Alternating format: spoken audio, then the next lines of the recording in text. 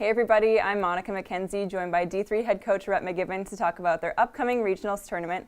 So congratulations on making it to regionals for the second year in a row since you've been back as a head coach. Tell me a little bit about how you feel the team's getting a little bit more stability and how you feel in the role as a coach.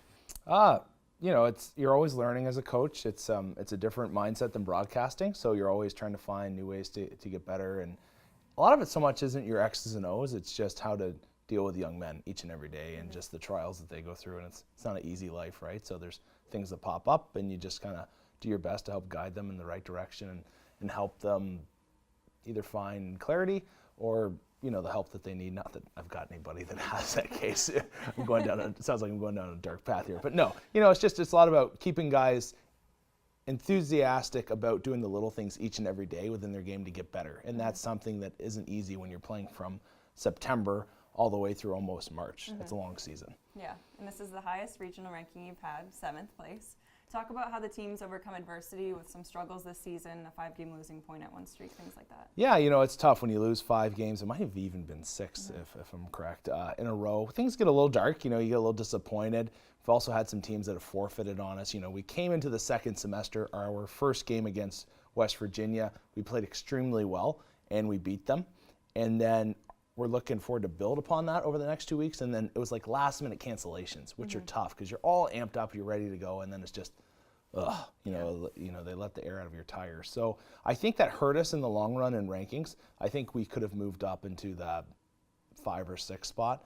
But when you're not playing, obviously you're not going to get ranked higher. So, we won the games that we needed to down the stretch. But I think we could have done better, like I said, if we hadn't had a 6-game losing skid.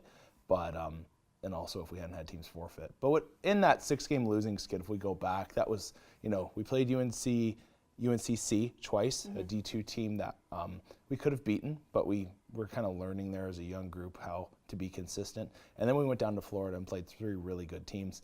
And we lost all 3, but at the same time, I think the guys saw the light at the end of the tunnel, that if they play their game and they play a really solid brand of hockey, that, they could beat a top team in the South region. The first team you're going to be facing in nationals is UNC Wilmington. They used to be a rival of yours. You haven't seen them in 3 years. So what are you anticipating? Back in the day, they used to be a really smooth transition team from defense to offense. But this time around, I think they're actually a bit more just like, I don't want to call them lumberjacks, but they're a physical brand of hockey. They throw everything on net, and they use their size to their advantage. So really, I think this weekend you're going to see a battle between speed, which is our game, and then physicality. So whoever can establish their game plan first and foremost is probably going to come out on top of this one. Obviously, solid goaltending will be a part of that as well. But I'm expecting them to lay a lot of bodies on us. Our guys are going to have to be prepared to take a hit and make a play. And if they can do that, I'm very confident in our group. Obviously, regionals is what's on your radar right now, but taking a look at the program in the future, in the next 2 years, what are you expecting? I really don't know. And I know that sounds like a horrible way to say it, but being at the Division III level, and you can recruit guys in, but it's not like I can know for sure they're going to come to my program. If they're a quality enough hockey player, they'll play D1 and D2 as they should. So with the Division II class having such a large group that are graduating on, 13 players, it really depends on if some of my Division III guys move up to D2, it'll put us, it'll put us back a year or 2 perhaps. If none come up, then more than likely the recruits that would typically trickle down to us won't be, and we'll kind of be status quo. So the future's bright for D3. We've gotten better as a program each and every year, more professional. I think we've established our identity over the past 2 seasons. In terms of what I love to say, we'll win a national championship in 5 years. That's my dream and that's my hope.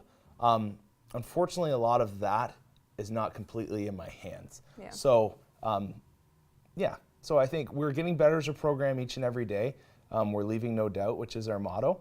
But, I can't give you any bold predictions here on when we're going to bring home a ring. All right, Rhett. Well, best of luck in the next 2 seasons and also this weekend at regionals. Thanks.